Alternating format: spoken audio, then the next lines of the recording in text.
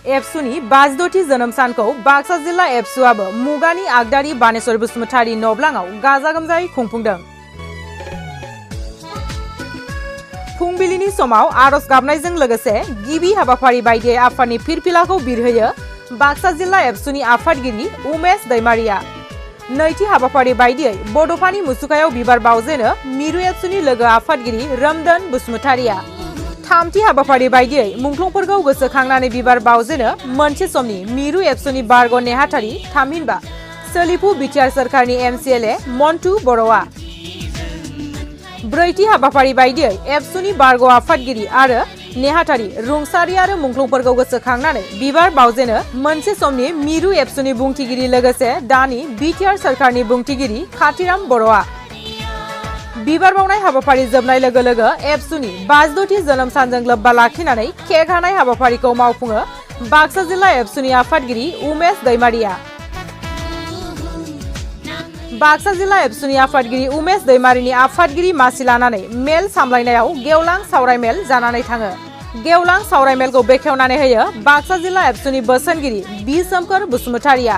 लोगोसे दिनैनि सावरायमेलाव बाहागो लाफैदों बिटिआरनि बुंथिगिरि खाथिराम बर', MCLA मन्टु बर', नलबारि जिल्ला एबसुनि बारग' आफादगिरि अजित गोरा बर', बारग' लोगो नेहाथारि उदय शंकर दैमारि, मिरु एबसुनि बारग' थुनलाइ नेहाथारि अनिप बसुमतारी, बाक्सा जिल्ला एबसुनि बारग' आफादगिरि सुनिल सुजु बसुमतारी, नृपेन चन्द्र बर', मुसलपुर फरायसालिमानि गोरायुं प्रियनाथ बसुमतारी, मुसलपुर ओनसोलनि समाज सिबियारि मधु महन लाहारी लोगोसे गोबां बारग' दैदेनगिरि बिथांमोना बाहागो लायो।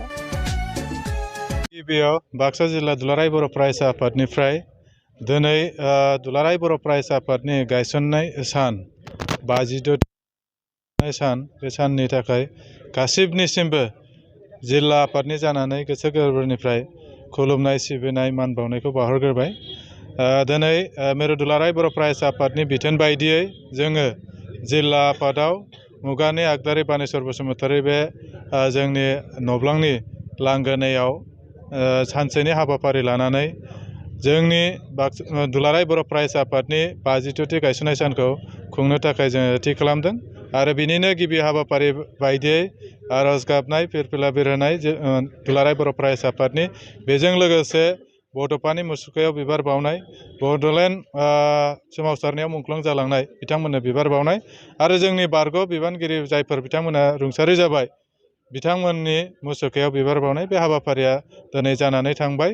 बेजों लोगोसे नैबे समाव बाक्सा जिल्ला दुलाराय बर' फरायसा आफादनिफ्राय जोङो जेब्लायबो सिबिहरगोन खुलुमहरगोन जाय बिथांमोना दुलाराय बर' फरायसा आफादखौ गोनांथि साननानै जोनोम होबाय।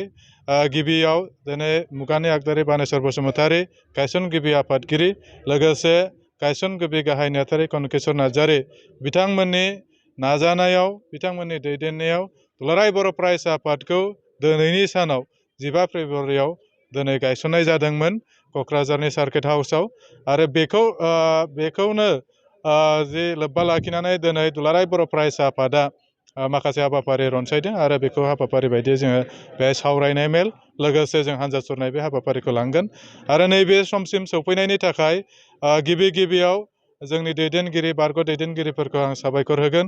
बेजों लोगोसे जोंनि दुलाराय बर' माहारि बिथांमोना जोंनि जे दुलाराय बर' फरायसा आफादखौ जेरैबायदि अनसायबोबाय, जोंनि दुलाराय बर' फरायसा आफादखौ जेरैबायदि सहाय होबोबाय, खैदां खैफोद गासिबखौबो सौसिनानै दिनै 52 बोसोर हाबनायाव जेरैबायदि मदद होबोबाय बिथांमोननि गासिनिसिमबो जोंनि मेलेमजिबि बिथांमोन, जोंनि इन्टेलेक्सुयेल बिथांमोना बेवहाय जोंखौ मदद होदों। गोबां समाव जोंनि दैदेनगिरिफोरा मदद होदों। गुबुन गुबुन आफाद जेरै एलाइड आफाद बिथांमोनाबो बर' थुनलाइ आफाद बायदि आफादफोराबो मदद होनानै दुलाराय बर' फरायसा आफादा नैबे आवथासिम सौफैबाय। दिनै दुलाराय बर' फरायसा आफादा गोबां खामानि मावदों आरो गोबां खामानि मावनो गोनां दं। जोंनि फरायसाफोरखौ लानानै, जोंनि सोलोंथाइ बिथिंखौ लानानै, रांखान्थि बिथिंखौ लानानै आरो जोंनि समाजारि जि जेंना जेंगोना, दिनै लाइमोनफोरनि जेंना जेंगोना गासैबो बिथिंखौ लानानै दुलाराय बर' फरायसा आफादा खामानि मावबोबाय थादों आरो बे खामानि मावनानैनो 52 बोसोर जाबाय। इयुनावबो जोंनि रायजो राजा, जोंनि माहारिनि दैदेनगिरिफोर लोगोसे जोंनि गासैबो जे समाजनि दैदेनगिरि बिथांमोना समाजनि रायजो राजा बिथांमोना जोंखौ मदद होलांगोन बे मिजिंखौ थिबाय।